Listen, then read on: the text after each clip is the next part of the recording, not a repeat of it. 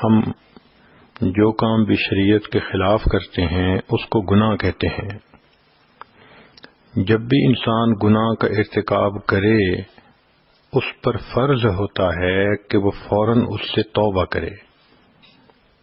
اس آیت مبارکہ میں اللہ تعالیٰ ارشاد فرماتے ہیں، یا ایھا الذین آمنو، اے ایمان والو، اے وہ لوگو جو اللہ تعالیٰ اور اس کے رسول صلی اللہ علیہ وسلم کے حکموں کو ماننے کا اقرار کر چکے ہو، توبوا الی اللہ توبۃ نصوحا، تم اللہ کے سامنے سچی پکی توبہ کرو۔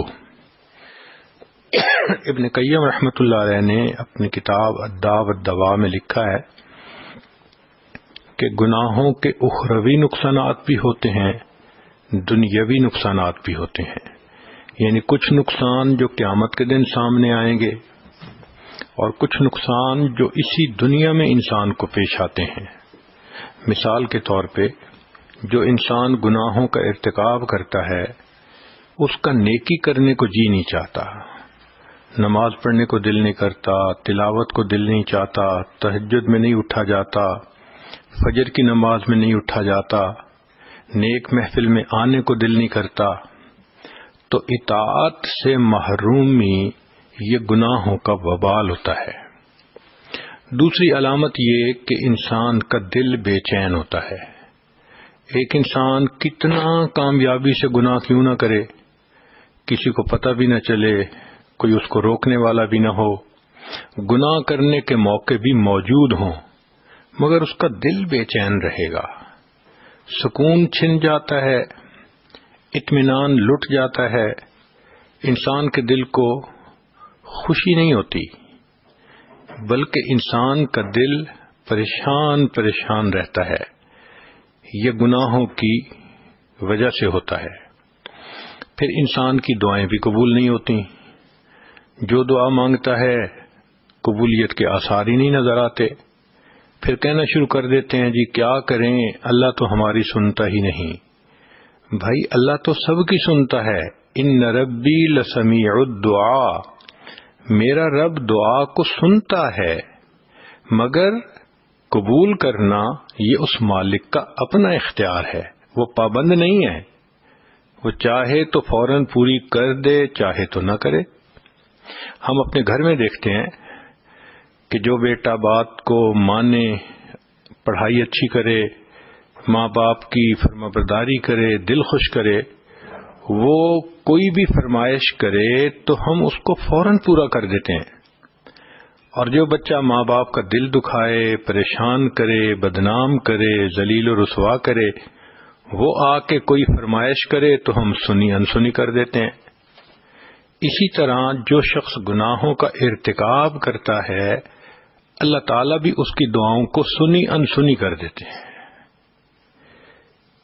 ایک اثر گناہوں کا یہ بھی ہوتا ہے کہ زندگی سے برکت اٹھ جاتی ہے، صحت میں برکت نہیں، چنانچہ عمر 18 سال، جی میں بیٹھے ہوئے اٹھتی ہوں آنکھوں میں اندھیرا آ جاتا ہے، عمر 24 سال، جی مجھے لو بیک پین شروع ہو گئی ہے۔ جی اتنی چھوٹی عمر میں ایسی ایسی بیماریاں کہ انسان حیران ہوتا ہے۔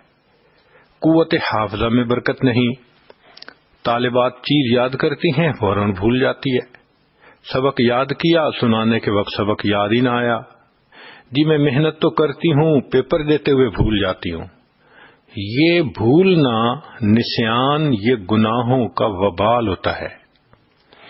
اسی طرح وقت میں برکت نہیں ہوتی، چاہتی ہے کہ کام سمیٹوں مگر نہیں سمٹتے، ادھورے ادھورے رہتے ہیں سارے کام، جس کام میں ہاتھ ڈالو وہی ادھورا۔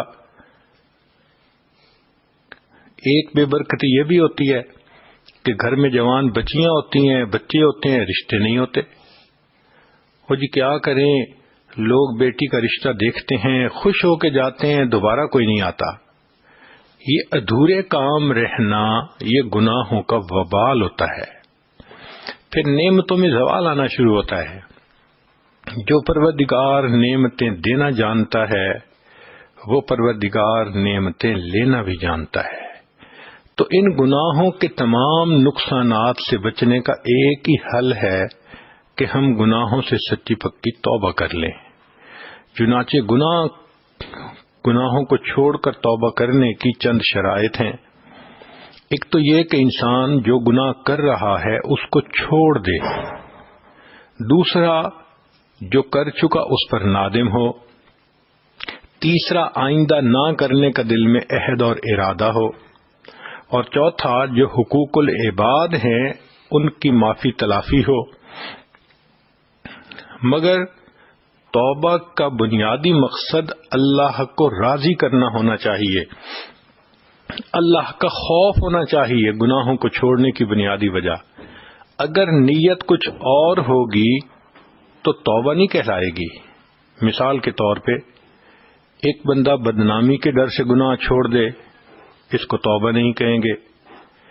کوئی کہے کہ جی اب میرے اندر گناہ کی طاقت نہیں رہی، آئندہ میں گناہ نہیں کروں گا، اس کو بھی توبہ نہیں کہیں گے. کسی کو مرض کا ڈر ہو اور پھر وہ گناہ نہ کرے، یہ بھی توبہ نہیں کہلائے گی. کوئی یہ کہے کہ جی میں تو اس لیے چوری نہیں کرتا کہ پولیس پکڑے گی، اس کو بھی توبہ نہیں کہیں گے. ایک نوجوان کہے میں نے جوا نہیں کھیلنا، بڑا مال ضائع ہوتا ہے، تو اس کو بھی توبہ نہیں کہیں گے. توبہ تب کہیں گے جب اللہ کے ڈر کی وجہ سے چھوڑے، اللہ کی رضا کے لیے چھوڑے گناہ کو. ہاں، جو انسان توبہ کرنا چاہے اس کے ذہن میں بہت سارے سوالات ہوتے ہیں جس کے جوابات اسے کئی مرتبہ نہیں ملتے تو وہ کنفیوز رہتا ہے. آج کی محفل میں توبہ کرنے والے کے ذہن میں جو سوالات ہوتے ہیں ان کے جوابات سے متعلق ہے. توبہ کرنے والے کو چاہیے کہ وہ چند کام کرے. پہلا کام یہ کرے کہ اپنے برے دوستوں کو ہمیشہ کے لیے چھوڑ دے.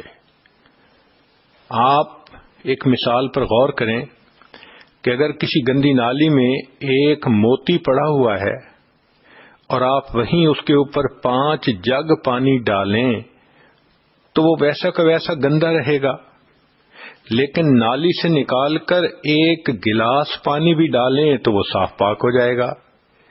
اسی طرح جس گندے ماحول میں انسان ہو اس کو چھوڑنا پڑتا ہے، ان دوستوں کو چھوڑنا پڑتا ہے. امام غزالی رحمۃ اللہ علیہ نے فرمایا، یار بد مارے بد سے زیادہ برا. فارسی میں یار بد مارے بد سے برا، مارے بد کہتے ہیں زہریلے سانپ کو، یعنی برا دوست زہریلے سانپ سے بھی زیادہ برا. اس لیے کہ سانپ اگر ڈس لیتا ہے جان ضائع ہو جاتی ہے، برا دوست ڈس لیتا ہے انسان کا ایمان ضائع ہو جاتا ہے. پھر فرماتے ہیں کہ یار بد شیطان سے بھی زیادہ برا. شروع میں یہ بات پڑھی تو ہمیں بھی حیرت ہوئی کہ وہ مسلمان ہو سکتا ہے دوست، کلمہ گو ہو سکتا ہے، تو شیطان تو بدبخت اس کو کیسے اس سے بھی برا ہو گیا. مگر امام غزالی رحمۃ اللہ علیہ نے بات سمجھائی. انہوں نے فرمایا کہ دیکھو، شیطان انسان کے ذہن میں برا خیال ڈالتا ہے، اس کو عمل میں لانا نہ لانا انسان کا اپنا اختیار ہے. اس سے زیادہ تو شیطان کچھ نہیں کرتا. لیکن جو برا دوست ہوتا ہے وہ صرف ذہن میں برا خیال ہی نہیں ڈالتا بلکہ انسان کا بازو پکڑ کر اس سے گناہ کروا دیتا ہے. اس لیے یار بد شیطان سے بھی زیادہ برا. اور عجیب بات ہے کہ ہم روزانہ بابوضو ہو کے مصلی پہ کھڑے ہو کے اللہ سے وعدہ کرتے ہیں، اے اللہ ہم نے برے دوستوں کو چھوڑ دیا، اور دن میں پھر وعدہ خلافی کر کے انہی دوستوں سے دوستی کر رہے ہوتے ہیں. آپ وتر میں دعا پڑھتے ہوئے پڑھتی ہیں نا، وَنَخْلَعُ وَنَتْرُكُ مَن يَفْجُرُكَ، اے اللہ ہم نے خلوع اختیار کر لیا، ہم نے چھوڑ دیا ہر اس بندے کو جو فاسق و فاجر ہے. تو روزانہ وتر کی نماز میں آپ تو اللہ سے وعدہ کرتی ہیں، اور صبح اٹھ کے اگر اسی بے پردہ عورت سے پھر دوستی، تو اس کا مطلب روزانہ وعدہ کیا، روزانہ وعدہ خلافی کی. تو پہلا کام یہ کرنا چاہیے کہ برے دوستوں کو چھوڑ دے. دوسری بات کہ توبہ فی الفور کرنی ضروری ہوتی ہے. مثلا جوانی میں آپ نے ایک گناہ کیا تو اس کا اسی وقت توبہ کرنی لازم ہو گئی تھی. اب اگر آج احساس ہوا کہ میں نے گناہ کیا تھا تو اب ایک توبہ نہیں کرنی پڑے گی، 2 توبہ کرنی پڑیں گی. ایک گناہ کرنے پر توبہ اور دوسرا گناہ کی توبہ کو جو ہم نے ڈیلے کر دیا، مؤخر کر دیا، اس میں جو دیر کر دی، اس پر بھی توبہ. تو 2 توبہ بندے پہ کرنی ضروری ہو جاتی ہے. تیسرا یہ کہ انسان اپنے نفس پہ اعتماد نہ کرے. کبھی بھی نہ سوچیں کہ جی بس میں نے اس کے ساتھ میل جول چھوڑ دیا ہے، بس کبھی ایسے ہی سلام دعا ہو جاتی ہے. نہ، جب کسی لڑکی کو دیکھا کہ وہ دین کے راستے پہ نہیں، برائی کی طرف کھینچتی ہے، تو آپ اللہ کی رضا کے لیے اس کو چھوڑ دیں. اپنے نفس پہ اعتماد نہ کریں کہ میں تو صرف سلام کرتی ہوں، آج سلام کریں گی، کل کرام کریں گی، پرسوں اس جیسے کام کریں گی. تو اس لیے اپنے نفس پہ اعتماد نہ کریں. پھر حقوق اللہ کو پورے کریں. نماز روزہ اگر رہتے ہیں تو ان کی قضا ادا کریں. حقوق العباد ہوں تو ان کو ادا کریں یا ان کو معاف کروائیں. حرام اور ممنوع اشیاء کو تلف کر دیں. مثال کے طور پہ اگر آپ نے اپنی پکچرز البم بنائی ہوئی ہے تو شریعت نے تصویر کو حرام کہا، سوائے اس کے کہ آئیڈینٹی کے لیے اس کی ضرورت ہو، پاسپورٹ کے لیے، آئی ڈی کے لیے، ڈرائیونگ لائسنس کے لیے. تو شریعت نے مجبوری کے تحت اس کی اجازت دی ہے. حج عمرے پہ جانا ہے اس کی اجازت دی ہے.